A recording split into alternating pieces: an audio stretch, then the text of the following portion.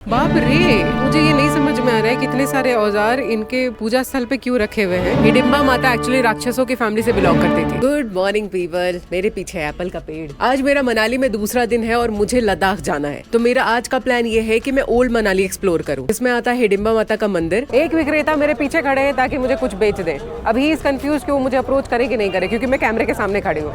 लेकिन बोलने से पहले मुझे चाहिए था तंदुरुस्त खाना, जिसे मैंने खा लिया है और वो खाना बहुत बेकार निकला था क्योंकि कॉफी अच्छी नहीं थी। तो क्या है कि मुझे जाना तो लद्दाख है, लेकिन मैं उसके लिए मनाली में बैठे नहीं रह सकती क्योंकि लद्दाख का रास्ता क्लोज है अभी। तो मैं क्या करूँगी कि मैं मनाली एक्सप्लोर करूँगी, और मनाली में भी ये मनाली नहीं जो अभी सामने दिख रहा है, न्यू मनाली नहीं। मैं एक्सप्लोर करना चाहती हूँ ओल्ड मनाली, जो एक्चुअल मनाली था। चल भाई पिप, एक मिनट। मैंने एक ड्राइवर को हायर किया है क्योंकि मुझे एक्टिवा या कुछ भी चलाना नहीं आता।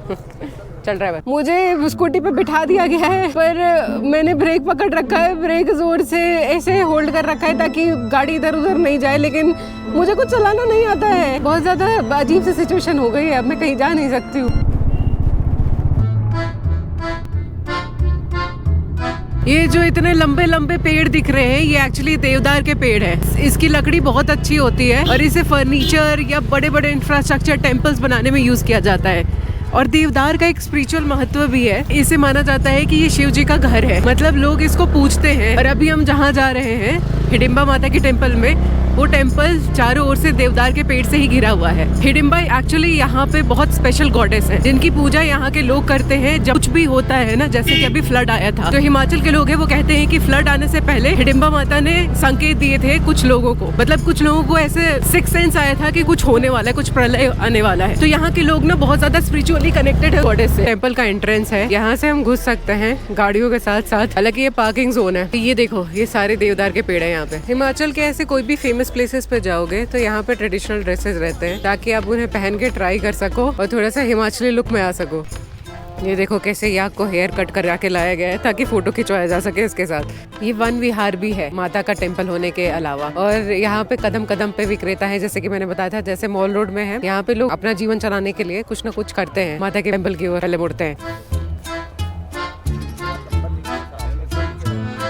तो हिडिंबा माता थी कौन? हिडिंबा माता एक्चुअली राक्षसों की फैमिली से बिलोंग करती थी। तो ये मंदिर बनाने से पहले हिडिंबा यहाँ पे राज करती थी। तो उनका कहना ये था कि जो उनके भाई हिडिंब को हरा देगा किसी भी युद्ध में, वो उनसे शादी कर लेंगे। और ये महाभारत काल की बात है। तो उसी दौरान जो पांडव थे वो एग्जाइल में हिमाचल आए थे। अभी हिमाचल आने के बाद क्या हुआ कि भीम की लड़ाई हुई हिडिंब से। अब भीम ने हिडिंब को बुरी तरीके से हरा दिया। हिडिंबा माता प्रसन्न हो गई और उनकी शादी भीम से हो गई। उसके बाद उन्होंने घटोत्कच को जन्म दिया। घटोत्कच यहाँ पे एक देवता माने जाते हैं जिसका पूजन लोग करते हैं। भीम को वापस जाना पड़ा था तो हिडिंबा यहाँ पर अकेली रह गई थी और उन्होंने मेडिटेशन करा था और इसी मंदिर में किया था। ये मंदिर एक्चुअली 1533 AD में बना था। ये देवदार का ही पेड़ है जिसके बारे में मैं बता रही थी कि इसके फर्नीचर बहुत अच्छे होते हैं, पर इसका फर्नीचर बनाना नहीं है। ये पेड़ बहुत सालों तक रहते हैं और इसको एवरग्रीन ट्री बोलते हैं। इसके पत्ते नुकीले होते हैं और बहुत अच्छे होते हैं। एक्चुअली मुझे पेड़ बहुत पसंद है, तो इसके बारे में जितना बात करूंगी मैं उतना कम है। एक बार अपने जीवन में आप एक पेड़ को जरूर हक करो। अगर एक पेड़ नहीं हो पा रहा है तो 100 पेड़ को हक कर लो, मुझे उसमें प्रॉब्लम नहीं है। ओ एक मिनट, हग हो जाए यार। पेड़ बहुत छोटा है मेरे साइज से। पेड़ का दिल धड़क रहा है। पेड़ के जाइलोफाइलम को खाना और पानी दे रहे हैं, सो आई एम वेरी हैप्पी। यही पेड़ गुड टू गो। और मेरे पीछे आ गया हिडिंबा माता का मंदिर। ये 3 टियर का रूफ बना हुआ है इनका लकड़ियों से। मेरी आंखों से मुझे दिख रहा है कि ये बहुत ज्यादा पुराना है और इसको काफी मेंटेन किया गया है। यहाँ पे कुछ भी करना, तोड़ना फोड़ना, लकड़ियों को खुरचना सब मना है। हक कर सकते हैं। मैं यहाँ पे एक बात और नोटिस कर रही हूँ कि जो हमारी महिलाएं हैं वो स्वेटर बुन रही हैं, मतलब अपना जीवन व्यापन का एक जरिया बना रही हैं। ये पहले हम घर में ही देखते थे कि मम्मी स्वेटर वेटर बुन के हमें पहना रही है, बट ये काम ऑथेंटिकली यहाँ पे भी मिल रहा है। हम लोग बुने हुए स्वेटर यहाँ से खरीद सकते हैं। ड्रेस नहीं है, गले का मफलर है, ग्लव्स हैं, बहुत सुंदर सुंदर चीजें हैं। और कलर का जो ऑप्शन चूज किया है भाई साहब, मैं मार्केटिंग कर दूं इनके। और थोड़ी सी हिस्ट्री पढ़ते हैं इसकी।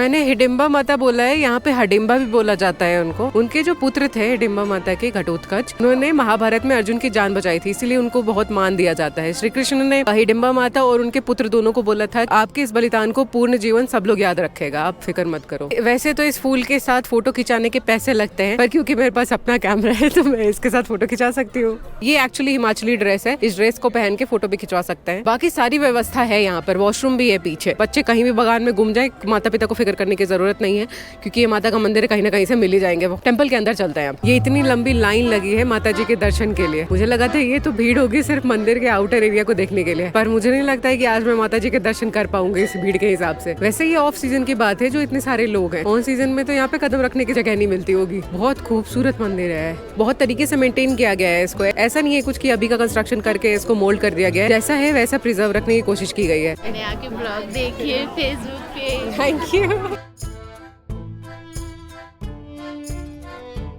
अभी मैं जा रही हूँ सब लोगों के साथ लाइन में लगने, क्योंकि भक्ति में शक्ति है और मुझे लगता है कि लाइन जल्दी खिंच सकती है। एक्चुअली में लोगों के दर्शन हो जा रहे हैं, तो इसलिए मैं ऑप्टिमिस्टिक हूँ कि मुझे भी दर्शन हो जाएंगे माता जी के। जल्दी से लग जाते, कोई और लग जाएगा।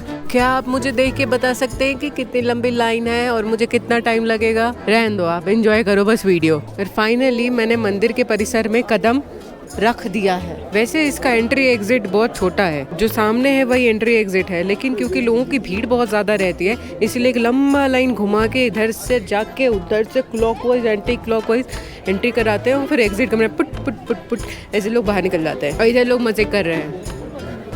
इन लकड़ियों का एस्टिमेट नहीं लगा सकते कितना पुराना है। वीर घटोत्कच का टेम्पल उधर है, लेकिन पहले माता हिडिंबा के दर्शन हो जाए। वैसे इस साइड वाला जो एरिया है वो तो प्रिजर्व्ड है, पुराना। सीलिंग में जो लकड़ियां हैं वो नई लगी हैं। बगल में ही वन विहार है, ढूंगरी वन विहार, इसलिए इतने सारे लोग भी आए हैं क्योंकि उस वन विहार में काफी पेड़ पौधे हैं और लोकेशन ऐसी है कि जहाँ पे शूट किया जा सकता है, सुंदर लगेगा नए कपड़े पहन के। पर अंदर रिकॉर्डिंग अलाउड है कि नहीं ये नहीं पता मुझे अभी तक। कहीं भी ऐसा नहीं लिखा हुआ था कि फोटोग्राफी प्रोहिबिटेड या रिकॉर्डिंग करना अलाउड नहीं है। तो लेट्स सी, अगर रिकॉर्डिंग अलाउड होगा तो मैं आपको दिखाऊंगी अंदर से टेम्पल कैसा दिखता है। ये मंदिर एक्चुअली एक केव के ऊपर बनाया गया है। उस केव में हिडिंबा माता तपस्या करती थी, मेडिटेशन करती थी, अपना पूरा दिन बिताती थी। तो उसी केव के ऊपर ये पूरा लकड़ी वाला मंदिर बना दिया गया। अंदर वीडियो नहीं बना सकते, photography is strictly prohibited. UPI का सिस्टम देखिए यहाँ पर। ऐसे पहले हम लोग दान पेटी में 100 रुपए या 10 रुपए जैसे भी जिसको होता था वो डाल देते थे ना। आप जो दे रहे हो उसमें भी हिचकिचाते थे कि यार 10 रुपए दे रही हूँ मैं, तो कम तो नहीं हो जाएगा भगवान जी के लिए। लेकिन यहाँ पे यूपीआई सिस्टम है तो आपको शर्माने की जरूरत नहीं है, आप 1 रुपया दो। बस हम मंदिर के द्वार पे पहुंच ही गए हैं और मुझे ये इंसानों की चीजें तो नहीं लग रही है। मैं बहुत क्यूरियस हूँ कि अंदर से कैसा होगा।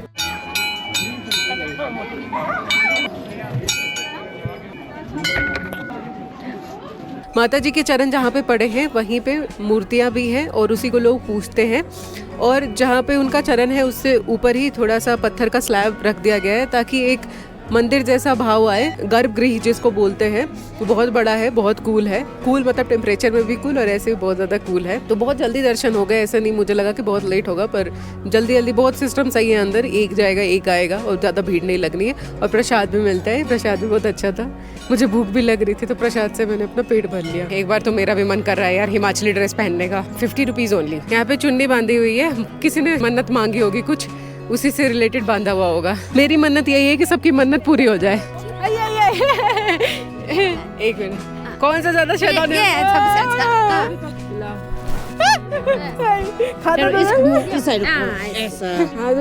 मजाक में मुझे तो खरगोश पकड़ा दिए हैं आंटियों ने।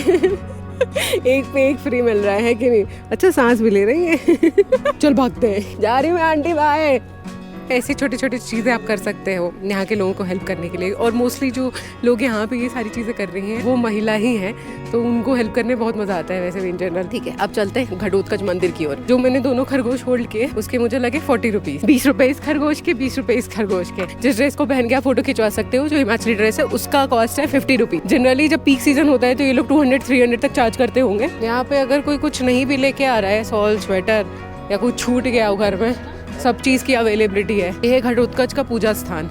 ये तो बहुत डिफरेंट पूजा स्थान है। यहाँ पे त्रिशूल है और कुछ औजार लगे हुए हैं, सारे औजार ही हैं ऑलमोस्ट। मुझे लग रहा है कि वो क्या रियल बकरे का सींग है या ऐसे ये फेक है। चिमटा, चाकू, वो जिससे घास काटते हैं वो, त्रिशूल, बाप रे। मुझे ये नहीं समझ में आ रहा है कि इतने सारे औजार इनके पूजा स्थल पे क्यों रखे हुए हैं। और मुझे ऐसा लग रहा है कि यहाँ पर जिस औजार से बलि दी गई है का औजार भी यहाँ पे रखा हुआ है, क्योंकि ये खून के निशान है। भेड़ होते हैं ना बड़े बड़े पहाड़ों में, उनके सींग होते हैं ऐसे घुमावदार, उनके सींग भी यहाँ पे लगे हुए हैं। तो मुझे लगता है जो भी बलिदान हुआ होगा वो भेड़ों का ही हुआ होगा। हाँ, बहुत सारे छुरे, चाकू, जो भी जिसको मिला है औजार, मुझे लगता है सबने यहाँ पे अपने हिसाब से चढ़ाया है। शनिदेव की मूर्ति भी चढ़ाई है यहाँ पे किसी ने। कुछ तो लॉजिक होगा यार इसके पीछे, ऐसे नहीं होगा ये, क्योंकि बहुत सारे लोगों ने चढ़ाया है। हो सकता है यहाँ के लोकलाइट के, ओ भाई साहब ये क्या औजार है? क्या कोई है यहाँ पे इंसान जो मुझे एक्सप्लेन कर सके कि ये क्या है? शादी का इनविटेशन कार्ड भी रखा है यहाँ पे, मिसेस जोगिंदर देवी, और 18 अप्रैल का इनविटेशन मिला है यहाँ पे। गोभी, कोफ्ता और राइस, पूरे दिन भूखे रहने के बाद। तो बहुत तहकीकात करने के बाद पता चला है कि घटोत्कच जी पे जो ये त्रिशूल और हथियार चढ़ाए गए हैं वो एक्चुअली चढ़ाए गए हैं यहाँ के लोकलाइट्स और टूरिस्ट के द्वारा। ये चढ़ाया तब जाता है जब किसी की मन्नत पूरी होती है, और इन पे लोहा ही चढ़ाया जाता है क्योंकि ऐसा माना जाता है कि घटोत्कच लोहे से बहुत प्यार करते थे, मतलब वो बलशाली थे, एक योद्धा थे, तो उनको वेपन्स बहुत पसंद थे, इसीलिए यहाँ पे हथियार चढ़ाए जाते हैं। पहले ये हथियार चांदी रूप में भी चढ़ाए जाते थे, या जो भी चढ़ाया जाता था वो चांदी का चढ़ाया जाता था, लेकिन जैसे जैसे हम ह्यूमन इवॉल्व हुए तो चोरी भी शुरू हो गई उन चांदी की चीज़ों की, तो यहाँ पे चांदी को छोड़ के लोग लोहा चढ़ाने लगे, क्योंकि अल्टीमेटली जब मन्नत पूरी करनी है तो आप कुछ भी चढ़ा दो मन से, वो सब कुछ चलता है। तो ये कहानी का दूसरा पड़ाव है। पहला पड़ाव था माँ हिडिंबा का मंदिर, और तीसरा पड़ाव है मनु ऋषि। ये तीनों इंटरकनेक्टेड हैं। माँ हिडिंबा थी घटोत्कच की माता जी, और मनु ऋषि जो थे उनके बारे में मैं कल बताऊंगी। बाकी मुझे एक और इंटरेस्टिंग बात पता चली घटोत्कच जी के बारे में कि उनके एक पुत्र थे बर्बरिक, और ऐसा माना जाता है कि बर्बरिक अपने एक तीर से पूरा महाभारत समाप्त कर सकते थे। इसमें सबसे इंटरेस्टिंग बात यह है कि बर्बरिक जी को हम बहुत दिन से पूछते हैं, लेकिन उनका नाम हमें नहीं पता था कि हम किस नाम से उनको पूज रहे हैं। उनको हम खाटू श्याम के नाम से जानते हैं और पूजते हैं। राजस्थान में खाटू श्याम को सर्वोपरि माना जाता है, लेकिन मुझे ये बात यहाँ आके पता चली कि जो खाटू श्याम है वही बर्बरिक है। चलो फिर यहाँ से चलते हैं मनु ऋषि की ओर। तो वहाँ जाने के लिए हमारी मुलाकात होगी आपसे कल। बाय।